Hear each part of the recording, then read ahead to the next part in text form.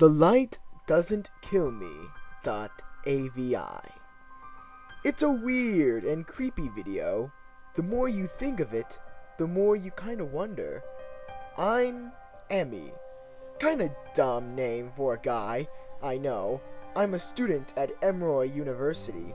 I can guess you're thinking this has something to do with drugs because some chick snorted something and thought spiders were in her eyes. It's not. This is just simply a warning. Now, I'm not gonna tell you any bull about summoning the devil or how things going bump in the night. Honestly, if you're brave enough, take it upon yourself to try this out, and if you succeed, I honestly applaud you for your intelligence, swiftness, and talents. Don't try this if you lack any of these. My first year here, I wasn't the most popular of the school. Needless to say, I was the least popular. I guess when people looked at me, they saw some punk rocker doodling in the middle of class, not listening to the professor teach his lesson. One day, I roaming around the campus about 12 a.m. cause I fell asleep in the computer lab while I was on a chat room with no one to talk with except for the occasion pervert asking if I was a 14-year-old girl. But anyways, while I was walking back to my dorm, nothing but the flickering sidelight, or whatever the hell you call it, was lighting up my way, and in a flash, a flying giant camcorder was thrown in my line of sight, nearly hitting me in the face. What the F? I yelled, but before I could finish the sentence, I saw something standing in front of me. I could see their pants, but the dang lights weren't any good. I could only see up to their thigh.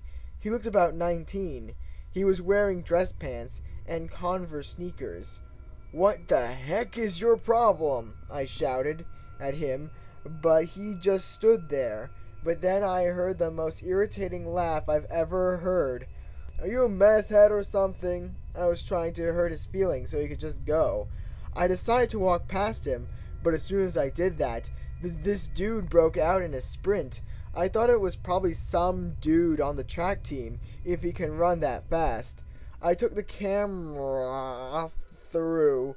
It was awesome. As soon as I got back to my dorm, I borrowed my roommate's laptop and set up the camera where there were two files on the camera, smiling isn't bad.avi and the light doesn't kill me.avi.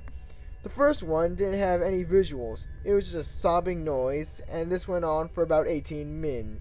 The other one proved that this was some prank. Well, I thought it was a prank at the time, but anyways, it was a dark room. The lights were off, and you could hear was the Adventure Time theme song, but then the zooms in till the point you could see a person sleeping on a sofa. The cameraman, whoever it was, ran up close to the person, and for a few minutes, silence. The man woke up and yelled and cried and tried to run, and the screen went black, but I could still hear the audio. A scream, then a few minutes of silence. "Go to sleep." It was followed by a scream, and the video ended. All I was planning to do was watch these videos and then delete them. I couldn't delete this, so for the next few weeks, I didn't say anything about the camera or what I found to anyone.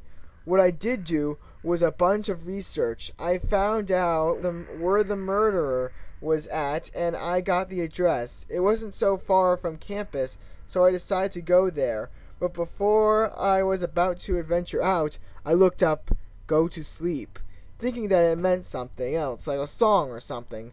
But no, it's not a song. A link popped up with an ugly guy attached to it named Jeff the Killer. I didn't take time to read it though, knowing that this dang fiction story and some kids probably did this just to tick me. But how come it's a recorded murderer? I was confused, so a joke, or not I'm gonna see this myself.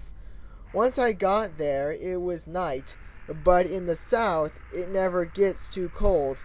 But this place led of the coldest feeling I've ever had.